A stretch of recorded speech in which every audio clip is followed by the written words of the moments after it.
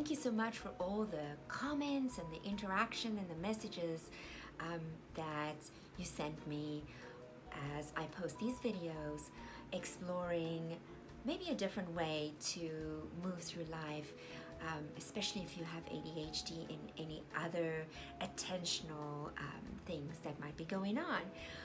It is my goal to teach and show people how to live an embodied life. In other words, not only to think, but to actually experience, and in doing so, moving your brains forward. But one of the topics that seems to be the most exciting for most people is the topic of RSD, Rejection Sensitivity Dysphoria, and how that affects relationships in general.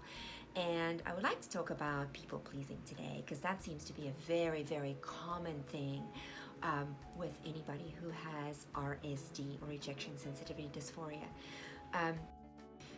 So the characteristics of RSD, as we've looked at before, but it's important to go over them again just to get a clear picture of what it is.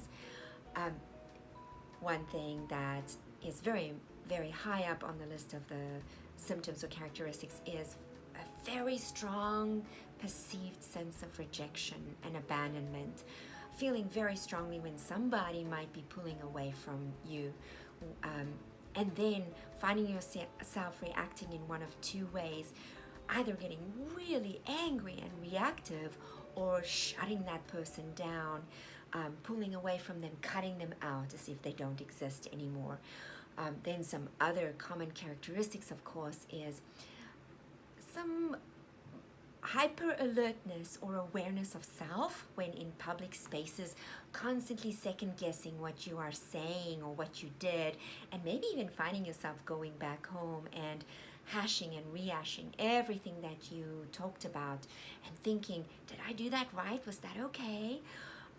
Something else that is also very common, of course, is just having such high standards for yourself in relationships and in everything that you feel like you never measure up to it, and you have this constant sense of being a failure. And another common thing that is part of RSD is feeling like you're in trouble. So if somebody calls you or leaves a message saying, call me back, your mind might immediately go to, oh my gosh, what did I do wrong? Am I in trouble? Did I say something? Did something happen? Now, how does that translate into relationships? Well, it can be very interesting, because what that might do is that you constantly find yourself saying yes to things and people and activities that maybe aren't good for you. You don't even really want to be going to.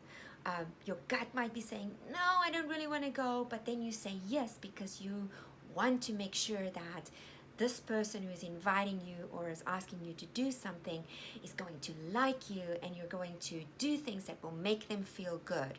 The problem with that is that oftentimes it leads to later canceling and then appearing as a possible flake, because you actually really didn't want to go in the beginning. And when it gets closer and closer to the time, your body and your energy is fighting with that sense of wanting to please that person. So that's definitely a big way it can manifest.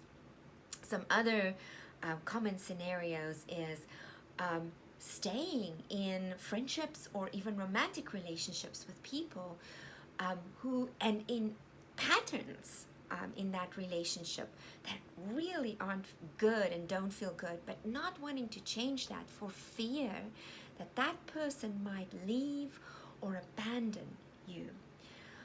So what can be done to mitigate some of this? Well, first of all, awareness goes a long way in moving and shifting and changing things. You know, there's this interesting idea that in the world of metaphysics, scientists have been trying to like really observe and study the behavior of atoms, very atoms that we're made of. But they found something really interesting. And every time they design an experiment of some kind to study these atoms, as soon as they put the experiment in place, the atoms change their behavior as if they are aware that they are being watched. Try it for yourself. for a moment, just notice your eyes blinking. Well, if I was right, you either stopped blinking or you started blinking more. So one thing that is really simple and pretty profound is just by bringing awareness to something, we can already shift and change the way something is.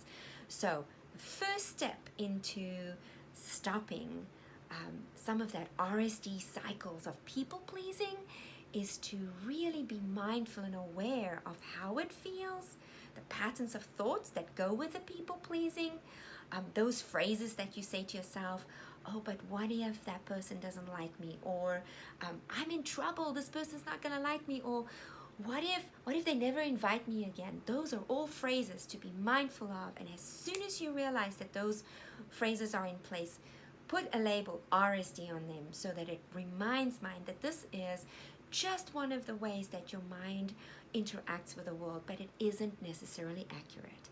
So if you like this video and any other of the videos that I've posted so far, please comment and like this video, share it if it's been valuable to you.